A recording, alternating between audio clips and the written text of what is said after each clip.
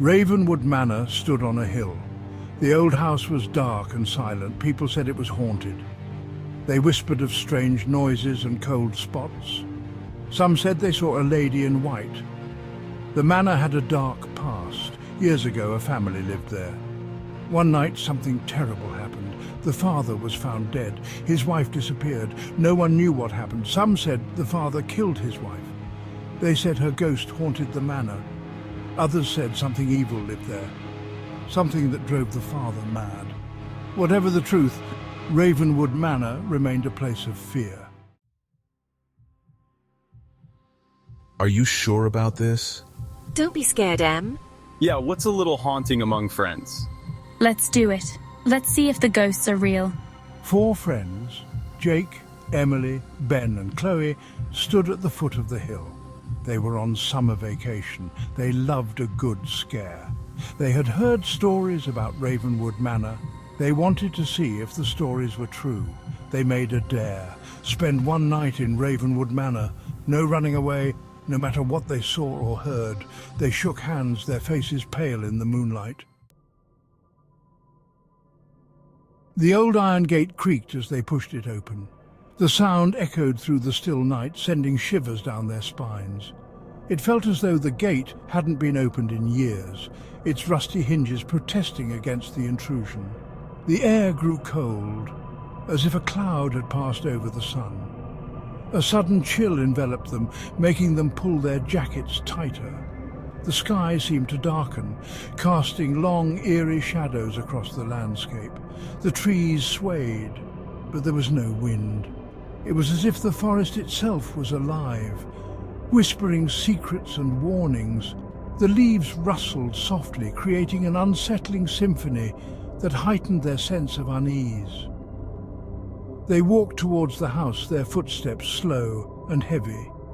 Each step crunched on the gravel path, the sound magnified in the oppressive silence. They exchanged nervous glances, each one wondering if they should turn back. The front door hung open. It was dark inside. The doorway seemed to beckon them, a gaping maw ready to swallow them whole. They hesitated, the darkness inside the house feeling almost tangible. The air smelled musty and old, like something had died. The scent was overpowering, a mix of decay and neglect. Cobwebs hung in the corners, and dust motes danced in the faint light that filtered through the grimy windows. They stepped inside, their hearts pounding. The floorboards creaked under their weight, each sound amplified in the silence. They could hear their own breathing, shallow and rapid, as they ventured further into the house. The house was silent. They walked slowly, their footsteps echoing in the emptiness.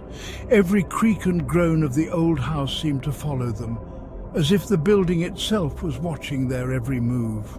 They found a room with a fireplace. There were old chairs and a dusty table. The room looked like it hadn't been used in decades, the furniture covered in a thick layer of dust. The fireplace was cold and empty, adding to the room's forlorn atmosphere. They decided to stay there. It felt safer than the other rooms. They settled into the old chairs, trying to make themselves comfortable. The room, despite its decay, offered a small sense of security amidst the unknown horrors that might lurk in the rest of the house. They huddled together, their eyes darting around, alert to every sound and shadow. Did you hear that? Hear what? They lit candles. The flickering light made shadows dance on the walls. They shared stories and tried to sound brave, but the silence of the house pressed in on them. A log shifted in the fireplace. It made them jump. A soft whisper seemed to come from the shadows. They all heard it. A name. They couldn't tell if it was a man's or a woman's voice.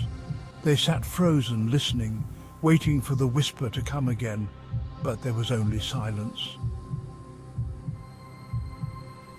Later that night, Chloe woke up. She felt cold. She opened her eyes. A figure stood at the foot of her makeshift bed. It was a woman in a white dress. Her face was pale and sad. Chloe gasped. She tried to scream, but no sound came out. The woman glided closer. Her eyes were dark and empty. Chloe squeezed her eyes shut. She held her breath. She waited for the woman to touch her, but nothing happened. When she finally opened her eyes, the woman was gone.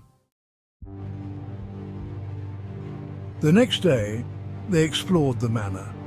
They found a library hidden behind a heavy, creaking door that seemed untouched for decades. Books lined the walls from floor to ceiling, creating an overwhelming sense of history and mystery. The books were old and covered in dust, as if they hadn't been touched in years, maybe even centuries. Some of them looked like they were hundreds of years old, their spines cracked and pages yellowed with age. They found a diary on a table, its cover worn and pages brittle. The pages were yellow and brittle.